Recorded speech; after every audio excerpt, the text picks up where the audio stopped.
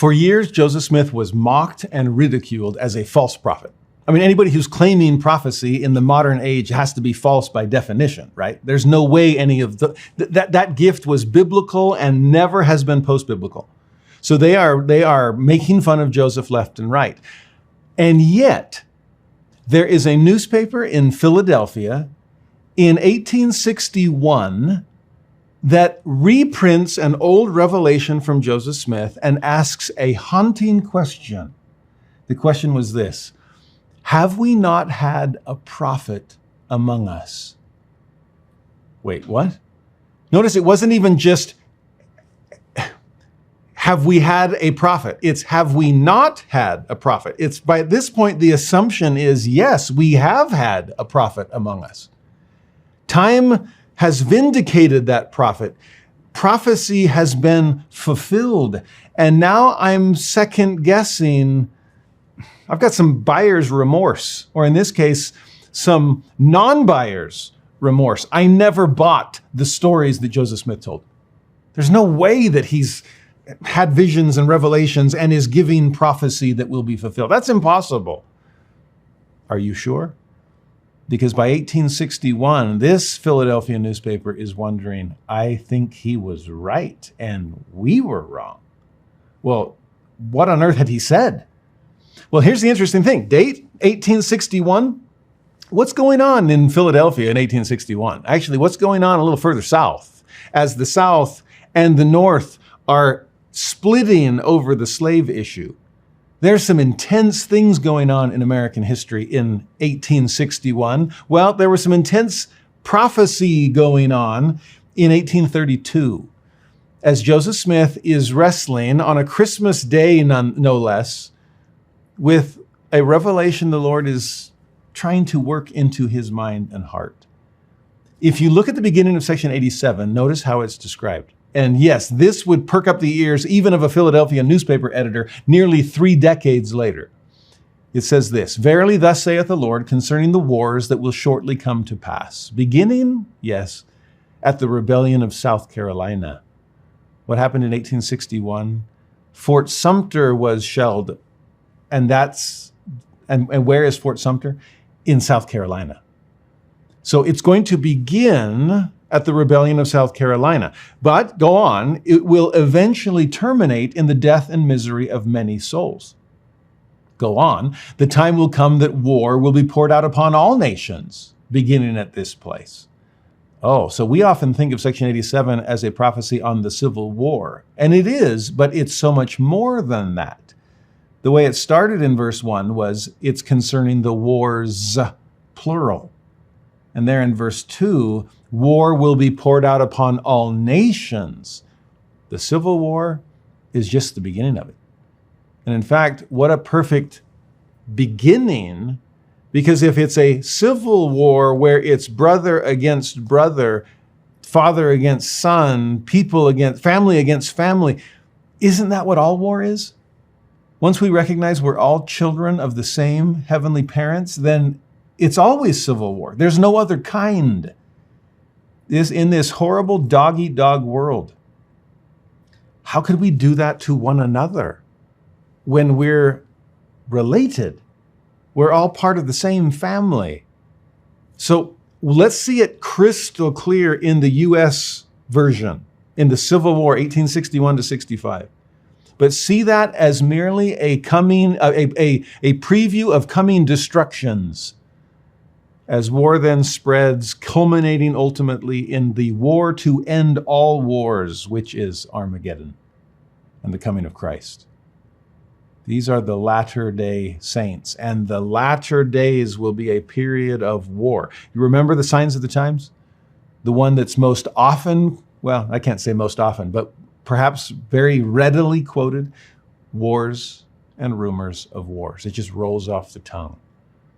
To see it in these terms is haunting. Oh, it was haunting that Philadelphia newspaper editor, that's for sure. Joseph was right, and it's happening all around us. Well, not just 1861. How about 2025 and beyond? Let's get there. Verse 3 and 4, Behold, the southern states shall be divided against the northern states. And that's civil war to a T. The southern states will call on other nations, even the nation of Great Britain, as it is called. That's civil war too. And that's exactly what happened. You in the British Isles are dependent upon southern cotton to keep your industrial revolution textile industry up and running. So yeah, you want our help, we want your help too. So they're going to call upon Great Britain. Then keep reading. And they shall also call upon other nations in order to defend themselves against other nations. And then war shall be poured out upon all nations. And it shall come to pass after many days, slaves shall rise up against their masters, who shall be marshaled and disciplined for war. There's a lot in verse 3 and 4. And unfortunately, we limit the Lord's prophecy by confining it to the Civil War alone.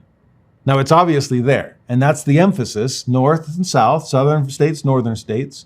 It's going to be slaves rising up against masters. That's one of the main things that the Civil War was fought over. But did you catch more subtly the expansion of this revelation, this prophecy? Because when it pivots to Great Britain and says, okay, the southern states are going to call upon Great Britain for help, that's still civil war. But then when he says, and they, who's they? Is that still the southern states, or is it they as in the British Isles? Is it Great Britain and other nations like Great Britain that are calling upon other nations to defend themselves against yet other nations? Oh, are we seeing Axis and allies beginning to form? Are we starting to see nations create groups alongside other nations for mutual self-defense? Does there come a time when Great Britain will call upon other nations to defend itself against still other nations? And who comes to the rescue in World War I? Fast forward, who comes to the rescue in World War II? And so often throughout the wars of the 20th century, it's much more, these are world wars. These are global conflicts. And nations, plural, fighting against other nations, plural, until war is poured out upon all nations. In fact, if you think about wars and rumors of wars, when 9/11 occurred, it's like something clicked in my mind. I've never seen a better description of what a rumor of war is than terrorism.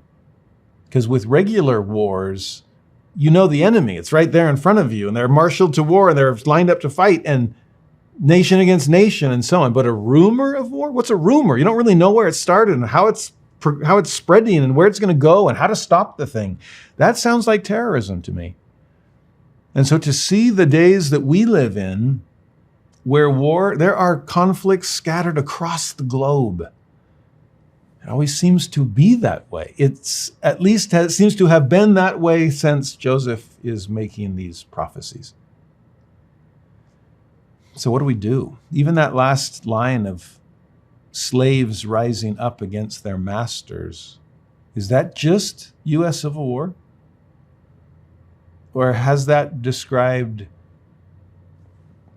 the colonized rising up against their colonizers? And all kinds of wars for freedom in Latin America, in Africa, beyond? To see economic wars fought as slaves economically rise up against their masters. Oh, there's Soviet Revolution. There are other conflicts that are driven by economic circumstance. Yeah, you understand? There are so many fulfillments of this, layer after layer. But when it says that those masters will be marshaled and disciplined for war, they're not going to let the slaves go free easily. Oh no, whatever kind of master you're talking about, they want to hold on to their subjects, which means the only deliverance from them will be Christ, as he comes to end war and usher in a reign of millennial peace. Can't wait for that one.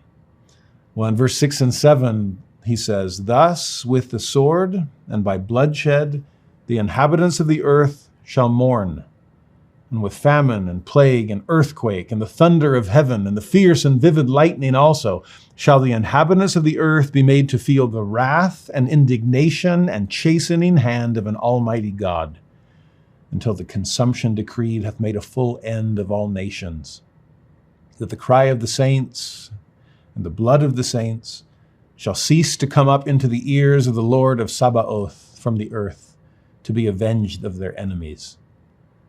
Now that's intense. The way it's described there, they're going to mourn. Well, yeah, they have not mourned over their sins. There's been no godly sorrow. Think about how the Book of Mormon ends, as people are now mourning over what is dawning on them as self-destruction, but it's not godly sorrow. It's the sorrow of the damned. And to have things go to such a point, this civilizational collapse, the pride cycle bottoming out at destruction, here's wrath and indignation, here's chastening hand. And is it that God's hand is coming down to chasten, or that God's preserving hand is being withheld? Because we don't want God's hand in our lives. Quit meddling. Then we're left to ourselves, and we're left at the mercy of each other, and there's no mercy left. You understand? The way he described that here as a full end of all nations, this is Handel's Messiah, right? The nations raging against each other and against the Lord. At some point, the kingdoms of this world will become the kingdoms of our God and of his Christ, and he will reign forever and ever. So that's, maybe these wars have to get to the point. Again, Armageddon, preparing for Adam-on-Diamond. War, clearing the battlefields to now become fruitful fields of the Lord's own planting. Okay, fascinating what all of this is described here. And even when it talks about the Lord of Sabaoth, that's not Lord of Sabbath.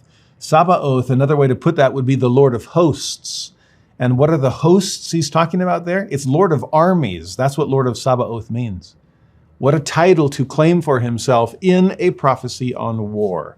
The Lord is the commander-in-chief here, if we'll let him be. If we'll choose him as our 5-star general, then he will lead us to safety. He will lead us to peace.